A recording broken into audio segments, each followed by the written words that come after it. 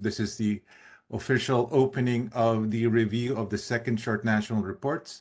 So good day to everyone. Thank you so much for taking the time and being with us and learning and reviewing how to prepare and completing the second short reports. Before we go on to the overview of the session, I just wanted to turn over the floor to Aisaku Toda, my colleague, who will provide the opening remarks for the session. Aisaku, the floor is yours. Thank you. Thank you, Richard, and I'm glad to welcome you all on behalf of the Secretariat. I think many of you are having very busy days with many international meetings on chemicals and waste stream and also with all the EIN work. But thank you for participating in this online session on national reporting for the Minamata Convention during this very busy period. National reporting is a very important obligation of the parties to the Minamata Convention, which provides essential information for implementing the convention effectively. The Conference of the Parties at its 5th meeting last month welcomed the exceptionally high reporting rate of 95% and encouraged parties to keep this good practice. Parties should be proud of this performance, and we are glad that we are now at the stage of working on the 3rd reporting cycle. I hope this webinar is helpful for fulfilling this important obligation, and please use this opportunity to ask any questions. Thank you very much, and back to Richard. Thank you very much, Aisaku. I forgot to introduce myself to everyone. My name is Richard Gutierrez, and I'll be sort of facilitating the session. Thanks again, Aisaku. May we go to the overview of the session? Thank you very much. So the focus of the session is to support parties in getting prepared to submit their second short reports. We will cover 7 items. First, the reporting obligations and timeline. We will then cover the national reporting performance, followed by how to access the online reporting tools, then how to use the offline paper version, and then guidance on how to respond to the 4 questions, role of the national focal points, and where to find what parties have reported thus far. So, and then after that, we will have a question and answer portion for you to ask your questions to us, the Secretariat. Without much further ado, I pass on the mic to my colleague Lara, who will walk us through the reporting obligations and timelines. Lara, the floor is yours.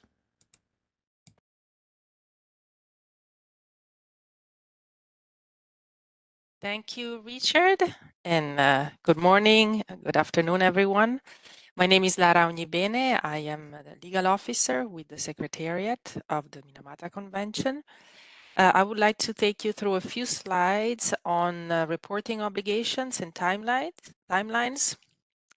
So the relevant article of the convention is Article 21, and in particular, paragraph 1 states that each party shall report to the Conference of the Parties through the Secretariat on the measures it has taken to implement the provisions of the Convention and on the effectiveness of such measures and the possible challenges in meeting the objective of the Convention. During our COPs, the Conference of the Parties has adopted some decisions to further implement Article 21 and provide guidance to parties on how to fulfill their obligation under Article 21. So first, COP1 in Decision 1/8 provided guidance on the timing and format of the national reports, identifying 2 reporting cycles, a short report with 4 questions over 2 years, and a second full reporting cycle of with 43 questions over 4 years. Then at COP3, in Decision 13, the COP requested the Secretariat to develop guidance for completing the national reporting format, which was developed by the Secretariat and first presented in a draft form at COP4. Also, during COP4, the COP provided further clarification on the reporting format in decision 4/8. And finally, at COP5, just last month, the COP adopted some decisions that are relevant to the submission of the short national reports that are due by the end of this year. This includes decision on mercury supply sources and trade, on amendments, on artisanal and small-scale gold mining, and on national reporting. I will go I will describe a bit more into detail the COP5 decisions in the next slide, please. So COP5 called on parties that have not provided complete information on the number of facilities and on the estimated amount of mercury used in processes listed in Part 2 of Annex B to do so as soon as possible. This was part of the decision MC 513 on national reporting, and this call is relevant to one of the questions of the reporting format. Furthermore, decision 5/13 adopted some amendments to the reporting format and also adopted the reporting guidance. However, the amendments will only be reflected in the online reporting tools for the second full report and therefore will not be applicable to this short reporting. Then COP5 in decision 5/2 on mercury supply sources and trade encourage parties to report on all primary mercury mining activities being carried out in their territories, irrespective of their status as formal, informal, or illegal in their next national reports. And this invitation, encouragement is relevant to how to respond to question 3.1 of the short report. And then furthermore, in the same decision, the COP also encouraged parties that did not receive consent for all exports of mercury from the parties' territory to provide more information, if any, in their next national reports, including on measures taken to prevent exports which are not in compliance with the convention. And this again is relevant to answering question 3.5 in the short national reports. Then moving on to decision 5/4 on amendments adopted by COP5. With this decision, the COP amended Annex A, Part 2 of Annex A, requiring parties to submit a national action plan or a report based on available information with respect to process they have made or are making to phase out dental amalgam every 4 years as part of national reporting. And this provision will become important as as parties are required to send their national reports in the future. And then finally, decision MC 5/7 on artisanal and small-scale gold mining called upon all parties that have submitted their NAPs, the National Action Plans, to provide a review of the progress made in meeting obligations under Article 7 and include the review in their national reports as set out in paragraph 3C of Article 7. So this is an overview of relevant provisions or paragraphs of decisions adopted by COP5. And my colleague Richard will remind you of these provisions as we continue in this presentation, and we will take you through each question of the short reporting format. So moving on to the next slide, this is to give you an overview of the Convention's national reporting timeline. In particular, to note that currently we are towards the end of the second short reports cycle, with the short reports due by the end of this year, 31st December 2023. As you see in the timeline, this happens right after our COP5. It's highlighted in green. So the deadline for submission of national reports in line with the COP1 decision is end of this year. But we are also in the middle or of the second full reports in terms of the reporting period. And these full reports will be due by the end of next year, 31st of December 2024. And then the cycles will continue thereafter. So let me stop here and give the floor to my colleagues for the rest of the presentation. Thank you very much. Thank you very much, Lara. I'll be walking you through the reporting for performance very quickly. On the next slide, on this slide, you will see a comparison of the reporting performance between the first short and full reports at the December 31 deadline. The bar below shows the number of parties, and as you will note, there's a modest number, particularly on the full reports, of parties submitting by the December 31 deadline. Next slide, please. On this slide, you will see again the comparison between the two reporting cycles, with the short report to the left and to the full national report to the right. On both charts, you will see that there is a high reporting rate, both indicating above 90%, and this reporting rate is post-deadline or after the deadline. We wanted to show this to you to indicate that parties continue their efforts even after the deadline to submit the national reports. And the bar below reflects the number of the parties behind the percentage, with the top bar referring to the first full national report and the bottom bar refers to the short national report. Next slide, please. You will see on this slide, I particularly kindly draw your attention to the chart on the top, which indicates the submission rate. You will see a spike on the chart peaking towards the end of December. This indicates the higher than normal volume when parties are submitting their reports. This is also the reason why the Secretariat prepared this session to assist parties during this peak period in preparing their second short national report. The other charts in the slide shows you the regional breakdown, which is on your bottom left. And you will kindly note as well that we have 3 regions with 100% reporting submission. And also the other charts, which shows the language per region, and also to the top right, the breakdown of the national focal points in terms of gender.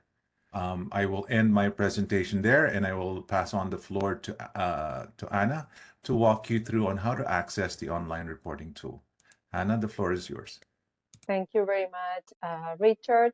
Good morning, good afternoon, good evening, everyone. In order to get ready for the online reporting tool for completing the second short national report to be submitted by the 31st of December this year, the Secretariat has prepared the following video. If we can play the video, please, colleagues.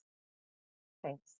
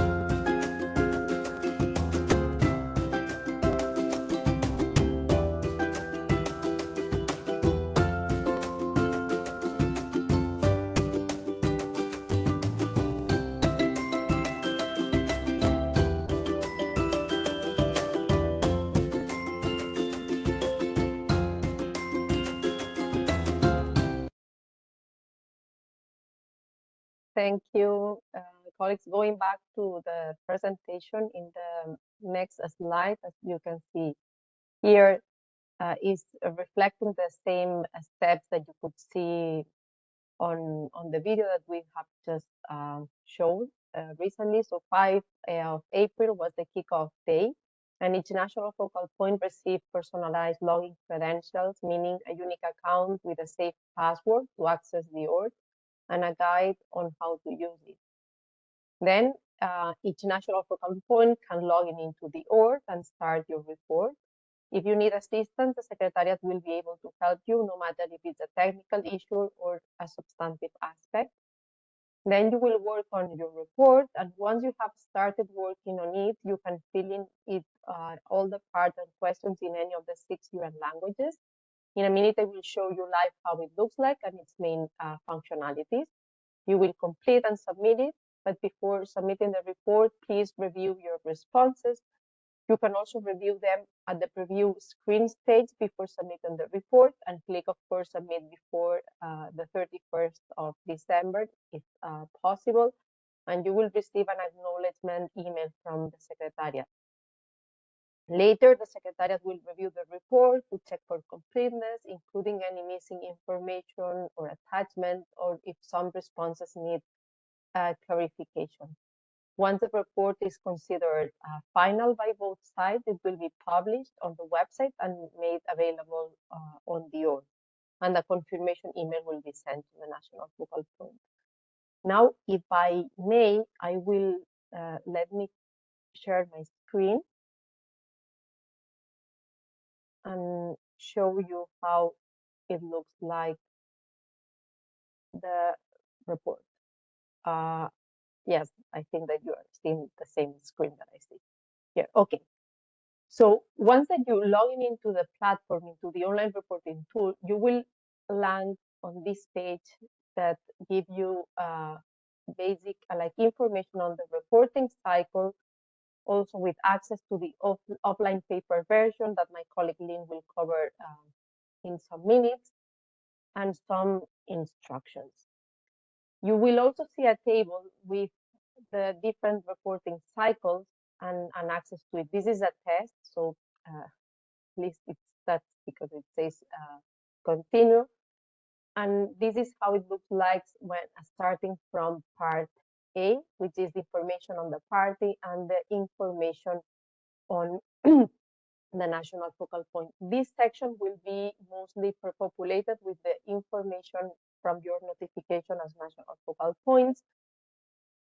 After that, you check the information, you can continue with the different, with part B, with the questions, or even start with, we recommend that you start from part B, but in order to collect information and collate it, it is possible to jump into any section of the report and into the different questions.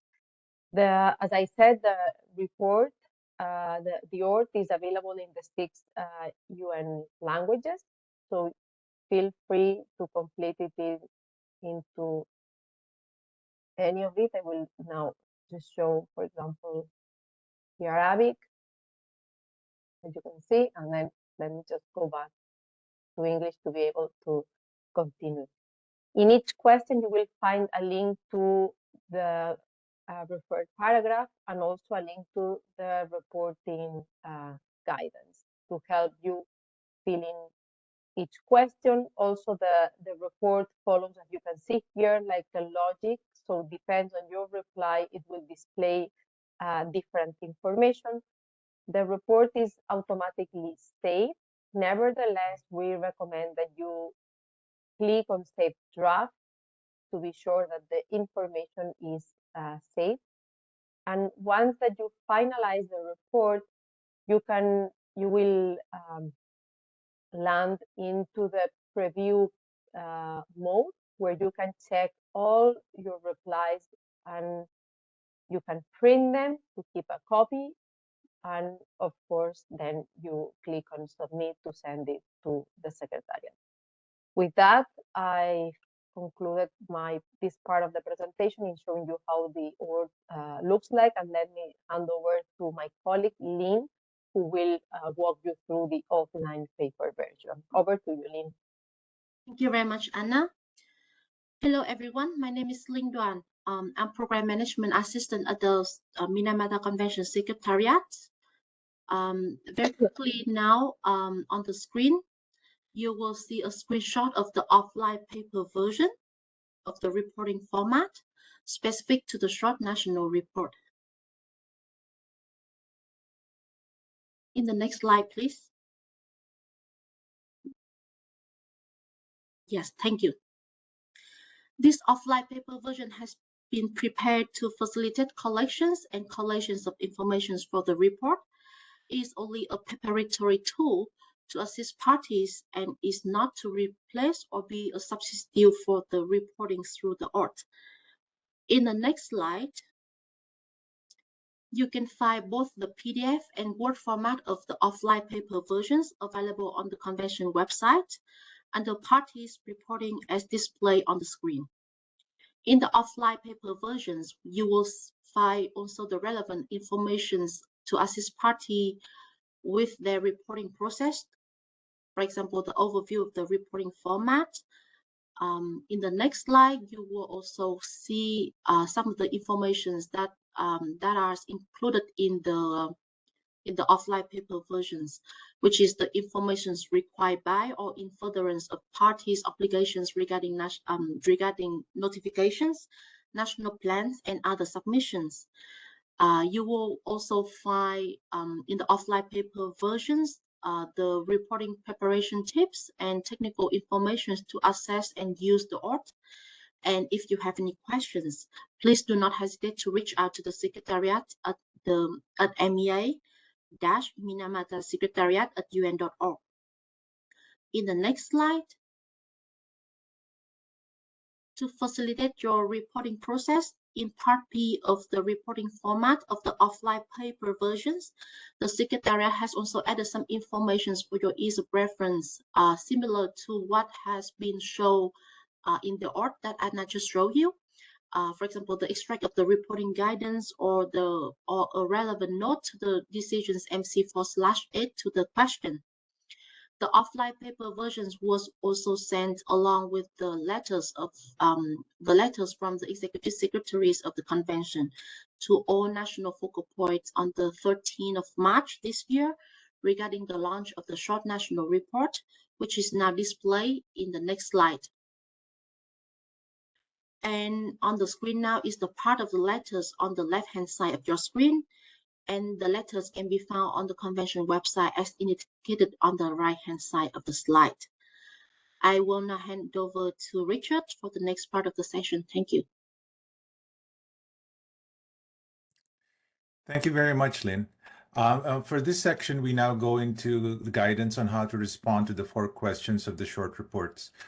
Before I continue, I just wanted to remind everyone that this session is a review of how to accomplish the short reports, and a full version, a longer version, was conducted early on this year on April 5, which you can access on the Minamata Convention website. Next slide, please. So as a quick reminder for the short national reports, and as you've seen from Anna's presentation on the online reporting tool, there are 5 parts.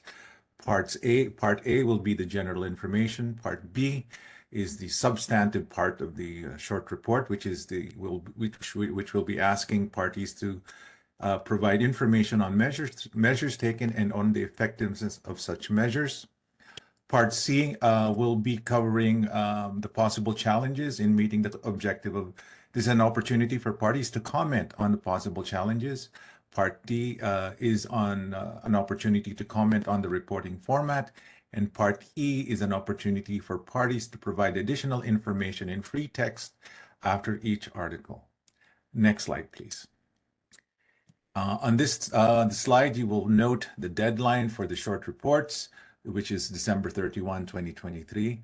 And also, as equally important, is to note the reporting period, which starts from January 1, 2021 to 31 December 2022.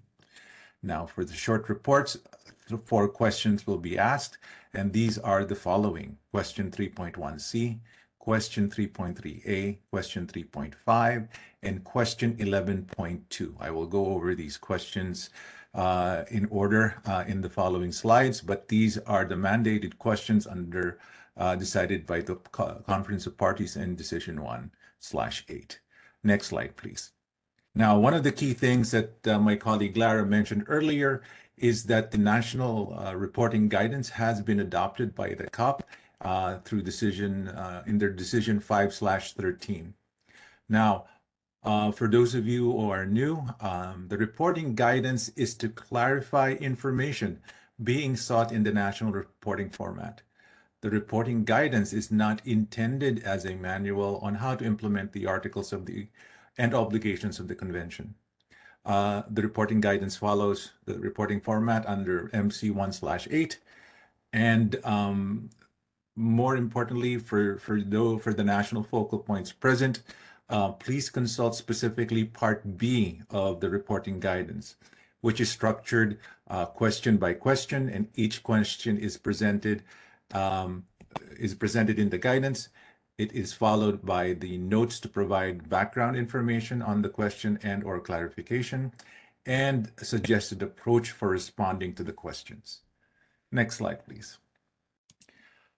A couple of reminders. Most questions will begin with yes or no.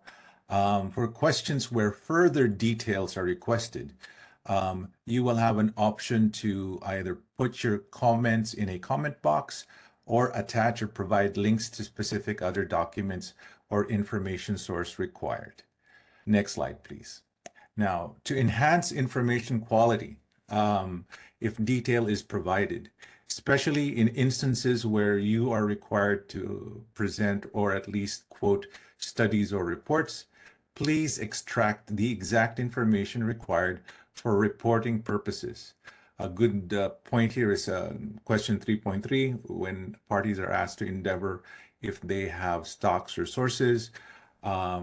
Usually we find parties just referring to the MIA, but it would be important to extract the exact information from the MIA and include it in the report.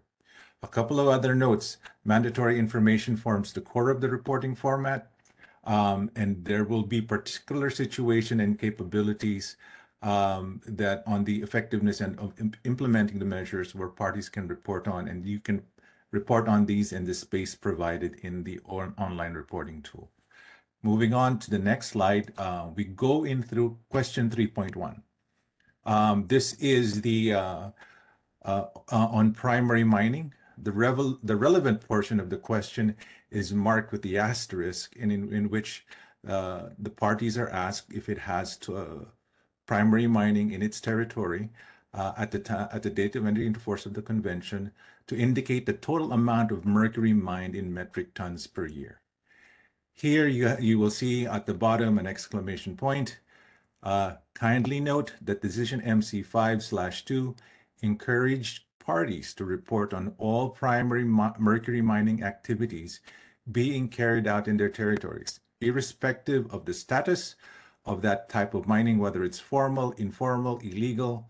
And if you have an opportunity to do so, please do so. Please respond in your question 3.1 in your second short national reports. Next slide, please. Question 3.3 refers to stocks and sources. And this is on the party's endeavor to identify stocks exceeding 50 metric tons and sources exceeding 10 metric tons. Here you will find two response options, yes or no. If yes, you have a couple of other items that you would need to do.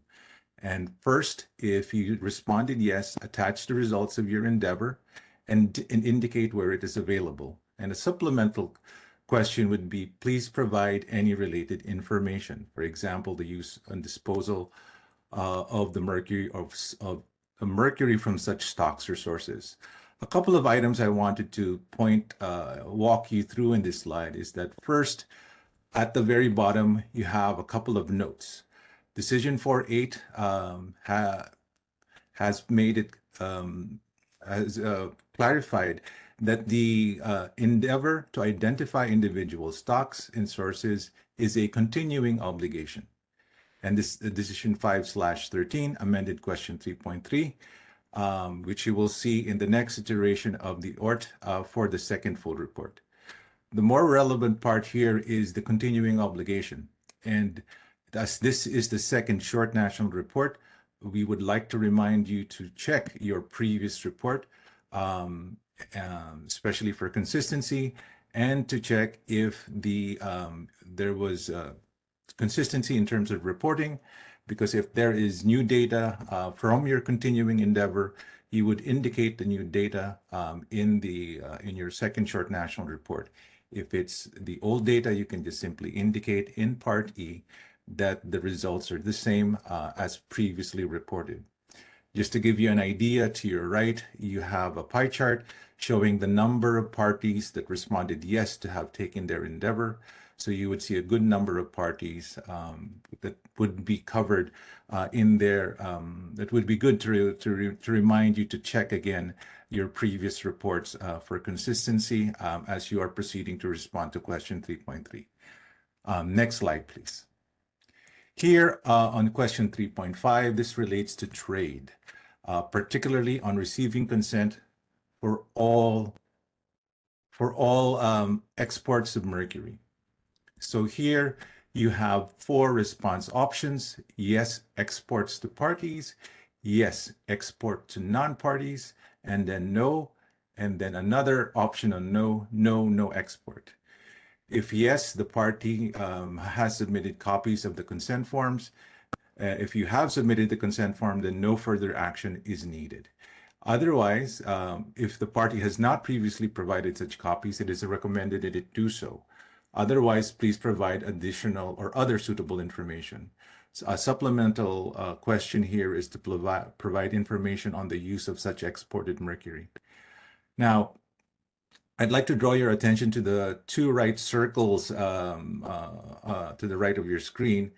First is MC5/2, which encouraged parties. This is another item that Lara mentioned earlier. At this COP5, the parties are encouraged, especially those that did not receive consent for all exports of mercury, to provide information, if any, especially on exports that are not compliant with the convention. And this might include measures taken to prevent such exports, etc. So this is with regard to question 3.5. Another item of note coming out of COP5 is that MC5/13 affects the question 3.5 format. This is not yet reflected here in the second short reports, but it will be reflected in the iteration of the second full report coming up soon. All right, thank you very much. The next slide, please. The last question for the short report is with reference to 11.2 on mercury wastes. Particularly, question 11.2 asks whether there are facilities for final disposal in the party's territory. Here you will see there are 3 response options: yes, no, do not know, please explain. If you respond yes, the information is if the information is available, please indicate how much waste consisting of mercury or mercury compounds has been subjected to final disposal during the reporting period. And if you can, please specify the method of final disposal operations as well. A couple of notes on this section, on this slide. First, as you will see in the bottom part of the slide, wastes covered under this question only refers to waste consisting of mercury or mercury compounds and not the other types of wastes. Now, a common question that comes up as well is the questions on how to define final disposal and where you may find the final disposal facilities using the appropriate technologies. For these questions, you can refer to the Basel Convention Technical Guidelines, national laws or regulations, national policy and administrative statements, your Minamata initial assessment, or in an implementation plan developed pursuant to Article 20 of the Minamata Convention. And this is found in the guidance, suggested approaches or notes in this reporting guidance. The other item that I will also like to call your attention to is MC5/13, also affects the reporting format question, which will be updated in the iteration for the full national report, second full national report. My apologies for that. And then also, this is another, to the bottom right, you will see the pie chart of the number of parties that responded yes and no, and then no, and then another option on no, no export. and do not know for the first full report. This is to, again, to remind you to double check your previous report for consistency, or if there's any new data that you have, to indicate it in your second short national report. Now, finally, a couple of tips as we move forward on how to complete the short report. Plan ahead using the offline version to coordinate and collect. Remember to double check your attachments and links. When reporting on annual data, specify the year. If the period is where the reporting period is not January 1 to December 31, please specify the period. When answering open questions, ensure that responses are succinct and have a meaningful story. Again, I will remind you again, check for consistency between responses, between reports, and also within the reports. And then check your explanations in Part E as well, if you have. And then finally, note the units in which information on amounts are to be provided. That is in metric tons. With that, I end my presentation. Thank you very much. Thank you very much, Anna and Richard. Yeah, here in these sessions, I just would like to touch upon very quickly the role of the national focal point, especially under the Article 21 reporting obligation. And just to recall, according to paragraph 4 of Article 17, each party shall designate a national focal point for the exchange of information under this convention, including the consent of importing parties under Article 3. So, as the custodian of the information reported by parties to the convention under Article 21, the national focal point plays an important role in the process of reporting. In this regard, parties' report is to be submitted by or through the designated national focal point. For parties nominated more than one national focal point, parties were invited to confirm with the Secretariat on among those national focal points who would be the submitting officer for the national report via the email. This will ensure that the designated national focal point for reporting would receive the login credentials to the ORD. For the purpose of compiling and completing the national report, parties may also indicate an additional contact officer in the online reporting tool. So any request for clarifications or follow-up will be referred to both the national focal point and the additional contact officer. In the next slide,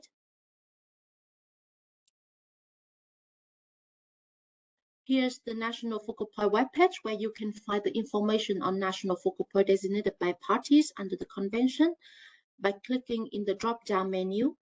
If your country has not yet nominated a national focal point to the convention, we encourage you to do so at the earliest convenience to ensure that your country will receive the most updated communications from the Secretariat in a timely manner. In the next slide, you can see now on the screen, Annex 1 is the template for the designations form, and Annex 2 is the model letters for designations of national focal point. And the form, this form and the model letters are available on the website. This form should be completed and returned under the cover of an official nominations letter from the duly authorized entity from your government as listed on the screen. And please note that self-nomination will not be considered. And if you are planning to designate more than one national focal point, please use one form for each individual with the site and this stamped at the end of the bottom of the form. And if you have any questions on national focal point designations, please send your query to the Secretariat mailbox as written on the screen, and we will be happy to answer your query. Thank you, and I'm now hand over to Anna for the next part of the session. Thank you, Lynn. And now, yes, this is the last part of our presentation about where to find the information on national reporting. So if we can move on to the next slide, please.